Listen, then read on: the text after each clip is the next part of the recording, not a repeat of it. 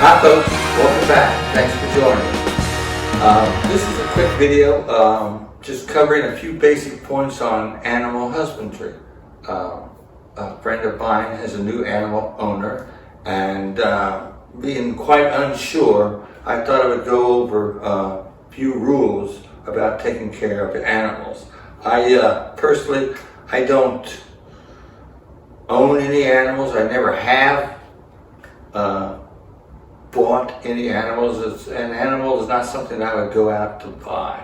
But I've taken care of many. I've taken care of dogs and cats, horses and cats, a ferret and cats, and an elephant herd with the matriarch named Sharon, and cats, and horses, and maybe a cat or two. So there are a few basic rules when taking care of an animal, when that animal needs you to take care of it. Of course, love and that sort of thing. Animals appreciate the love and the affection. Any animal, you have to give it affection for it to have a good quality of life. And it's not part of one of my rules that I'm going to begin with, but to care and for an animal and ensure its welfare. Rule number one. First thing you do when you wake up is you go and you care for your animal.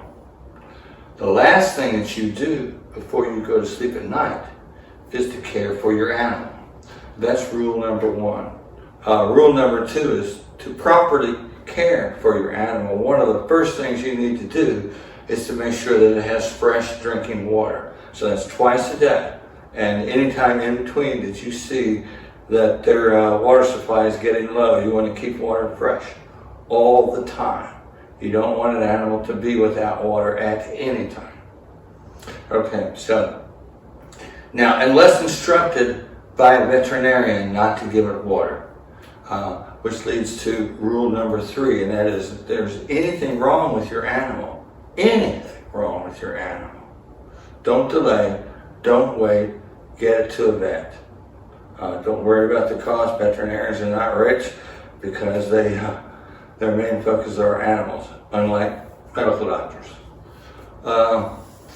Where are we up to? Number four? Four would be just to make sure that it has the proper food, and it is perfectly okay to feed your animal what you eat for the most part. Now, of course, some animals you can't feed certain things. Don't give chocolate to a dog, things like that. So, all right. So with these rules in place, you can maintain your animal and feel good and assured that you are giving it everything that it needs. Now, exercise is another important thing for an animal. You don't want to leave it cooped up. You want it to be socialized. And as I was dog sitting this person's dog for a while, one of the first things it did was it found a pile of poop from another dog. And it's just a little Pomeranian, one of those hairy yappers, okay? Cute as a button, friendly, oh my goodness. But he proceeded to roll around in this poop. He just had a blast covering himself in this poop. And I couldn't understand why, and then it occurred to me, this little dog most likely wants to smell like a bigger dog. He might be getting bullied by other bigger dogs in the neighborhood, so that was an instinctive thing. So be on the lookout for things like that, so care for your animal. All right, so that's all that I have. Now, I'm sure that you guys have loads of other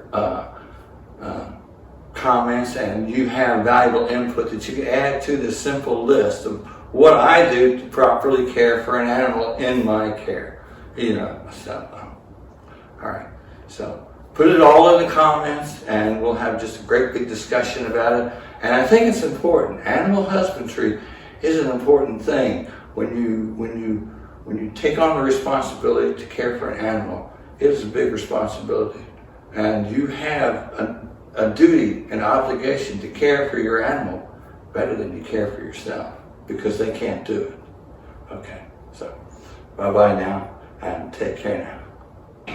For example, something like this, I am currently caring for a feral cat.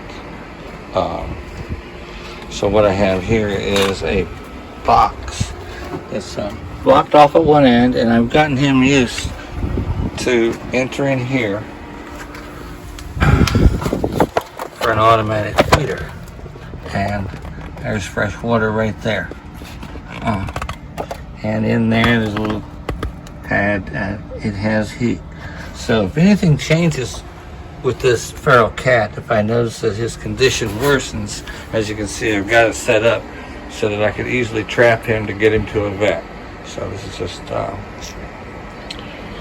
gives you an idea of.